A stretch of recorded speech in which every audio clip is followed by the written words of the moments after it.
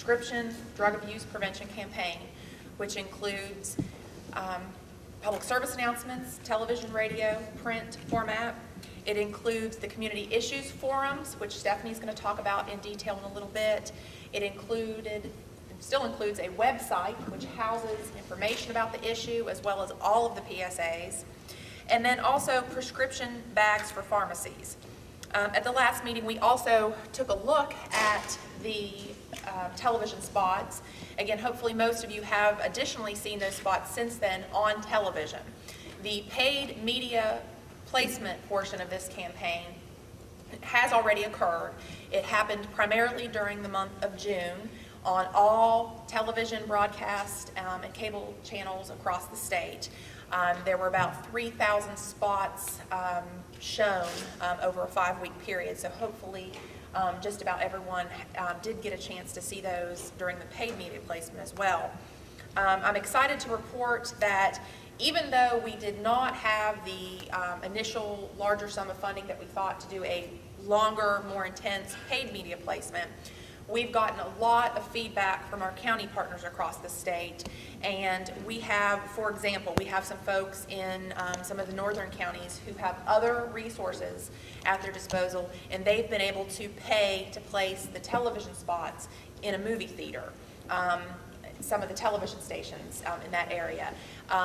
We've had some coalition partners, some local partners able to place the radio spots, place the print ads. Some have been willing to print a bunch of the print PSAs, originally designed so they could be used, say, in a magazine or newspaper, but they can easily be printed as 8.5 by 11 or larger flyers.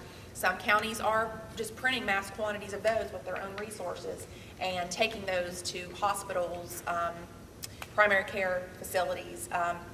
There's a wide variety of placement, and probably at the September or October meeting of this group, I'll have a more quantitative summary of that placement, both paid and the free that we've been able to get. So the public service announcement portion of the campaign, I feel, is getting out there and will continue to get out there. It's nothing that expires anytime soon. The message is pertinent, and I think have had some good success with getting those placed at the local level as well as in a lot of state publications. And I'll give more explicit details at another meeting. Maybe a comprehensive listing, say, of where all we've gotten ads and that type of thing. What I've included in your packet today, what I'd like to draw your attention to, is a one-page, it's two-sided flyer. The back of it is actually just a quick facts overview of the campaign. Again, information you should already have, should have already heard, but just so that you'd have another document to have this information at your fingertips in case you're asked about it. The primary data and the information about the strategy is all on there, and I will not go over that in explicit detail. But on the front of the flyer, what I did for this quarter is I highlighted the ways that partners can very easily support this campaign. If you haven't already done something explicit to support this campaign, there's a lot of ways that you, in your position, at your organization, even without any funding, these are things that don't require funding, you can do to help support and lengthen the life of this message. Some of those things include the standard talking to people. You need to be talking to your family, talking to your friends, talking to your coworkers about the issue and the campaign itself. You can simply say, hey, have you seen the Take Care West Virginia spots on television? If not, do you realize it's illegal to share prescription drugs? It's easy to just talk generally about this. You can easily forward an email about the information. I've sent many out, so feel free to plagiarize any of those into something to get out to your constituents. And then, of course, don't forget about social networking. That's one of the best ways in this day and age to lengthen and increase the reach and frequency of a campaign message, because you can very easily tweet, blog, Facebook, whatever you currently choose to do, whether it's in your professional day job or maybe you just maintain a personal Facebook page. You can still post the message, did you realize it's illegal to share prescription drugs? Find out more at the website. So there's really easy, quick, free ways that you can help support this campaign, and those are listed on here. The first being communication, we just talked about. The second, make sure that you have checked out the website. That way, when you do talk about the campaign, you can talk with some knowledge about what's there. It's not just the PSAs, but it's also a lot of data and facts that folks might need for, say, grant applications. The third checked bullet on here I'd like to draw special attention to, because this is kind of the one way professionally you can really help this campaign, and that is to make sure whatever is at your disposal at your organization. Say you have a newsletter, say you have a television show, say you have an email list of some sort, or you have a Facebook page, a website. Just about every entity, nonprofit, profit, state government, has some type of communication venue that falls in one of those categories.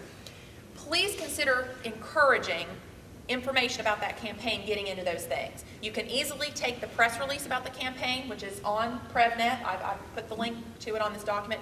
You can easily email that press release to say, whoever coordinates your newsletter, and say, make sure you get some information about this campaign in our next newsletter. You can also encourage not just information about the campaign, but the PSAs themselves. Remember, the print PSAs are designed and are available for download on the website, and you could very easily, if your organization does, say, a quarterly newsletter or something, you can, even if it's in black and white, you can drop those PSAs, their high quality graphics, into those types of things to get the PSAs out there. Finally, the two other items that I want to make sure that folks are helping to promote this campaign is the community forums and the prescription drug bag portions. With the forums, please consider participating in at least one of the discussions or the big summit that will happen in the counties, in the county in which you reside. And if you have any questions about whether your county is participating or the dates, locations, we have information about the dates, locations, and times on the training and events calendar, and the website for that is on here as well. And finally, please consider helping with the promotion of the prescription bag portion of this campaign. We talked briefly, I believe, at the last partnership meeting about this portion. And this portion of the campaign included the printing of more than 1 million pharmacy bags, and that would be these white bags you get your prescriptions in. There were more than 1 million, about 1.5 million of these bags with the campaign logo, the website, and the important message: please don't share prescription medication. It's illegal, and prescription misuse can be just as dangerous and deadly as illicit drugs. Only take prescriptions as advised by your doctor. And the ads, it's side, it's front, back, it's a bag that has nothing but the take care information on it.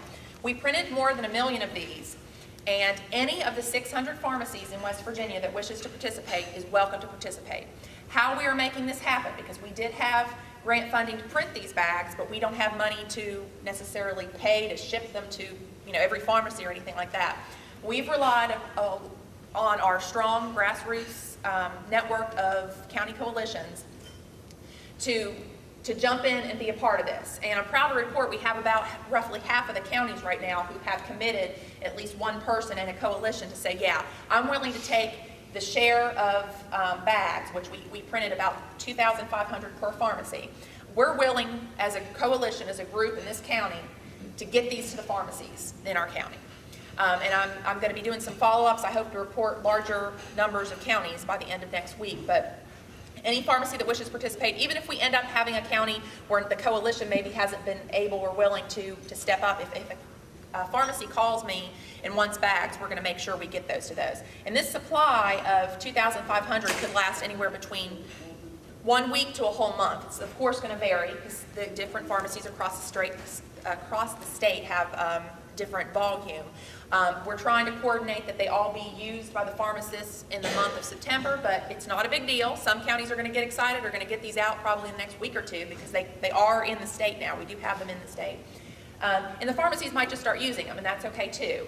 But be looking for those. If you tend to frequent just one, if you are on any prescriptions and you get yours filled at one place, this is a personal way you can help. You can just check in, and if you don't get your prescriptions next time in one of these bags, which it may not happen in the next couple of weeks, it may be in the fall, you can say, hey, have you heard about this campaign? Just mention it, because any talking about it will help the county coalition in your group when they go, and it's not the first time they've heard about it. So